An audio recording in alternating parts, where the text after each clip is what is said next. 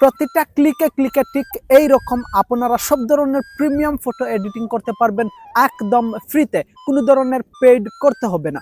সবাই দেখে বলবে ওয়াও, জাকানাকা, জাক্কাস, চমলক্কা ফটো এডিটিং হয়েছে। আরে সবাই অবাক হয়ে যাবে, সবাই আপনাকে বস গুরু বলতে বাধ্য হবে। তাও আপনারা সব ধরনের প্রিমিয়াম ফটো এডিটিং করতে পারবেন হাতে থাকা মোবাইলের মাধ্যমে একদম ফ্রিতে, কোনো ধরনের টাকা পয়সা ডলার আপনাকে পেড করতে হবে না। কিভাবে আপনারা এই ধরনের প্রিমিয়াম ফটো এডিটিং করবেন সেই সিস্টেমটা এখন আমি আপনাদেরকে দেখাবো। ভিডিওটি দেখে যদি ভালো লেগে থাকে তাহলে এই চমলক্ককে একটা ফলো এবং একটা শেয়ার করা যেতেই পারে। তাহলে চলুন কথা না বাড়িয়ে আমরা মূল কাজে চলে যাই।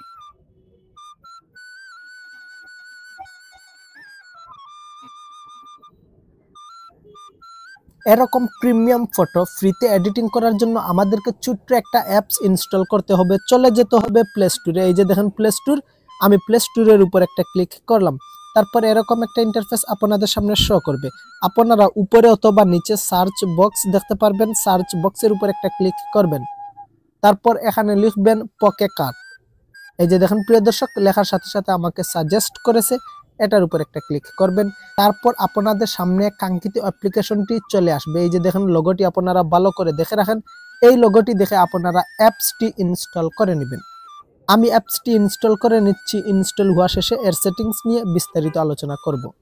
এই যে দেখেন আপনারা আমাদের অ্যাপ্লিকেশনটি ইনস্টল হয়ে গেছে। এখন আমরা এই অ্যাপ্লিকেশনের উপর একটা ক্লিক করব। পকেকাট এটার উপর একটা ক্লিক করলাম। তারপর এরকম একটা ইন্টারফেস শো করবে। নিচে দেখতে পারবেন লেখা রয়েছে কন্টিনিউ। এই কন্টিনিউ এর উপর একটা ক্লিক করবেন। তারপর আপনারা ক্লিক করবেন এই আদার্সের উপর। আমি আদার্সের উপর একটা ক্লিক করলাম। তারপর এরকম একটা ইন্টারফেস আপনাদের সামনে শো করবে। আপনারা পুনরায় এই আদার্সের উপর একটা ক্লিক করবেন। আমি আদার্সের উপর একটা ক্লিক করলাম।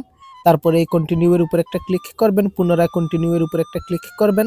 তারপর সিলেক্ট অ্যান ইমেজ এটার উপর একটা ক্লিক করবেন।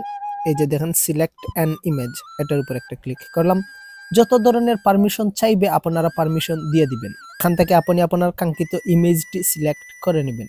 তারপর এরকম একটা ইন্টারফেস শো করবে। আপনারা এই গিভ অ্যাক্সেস এর উপর একটা ক্লিক করবেন, অ্যালাউ দিয়ে দিবেন। কিছুক্ষণ আপনারা ওয়েট করবেন।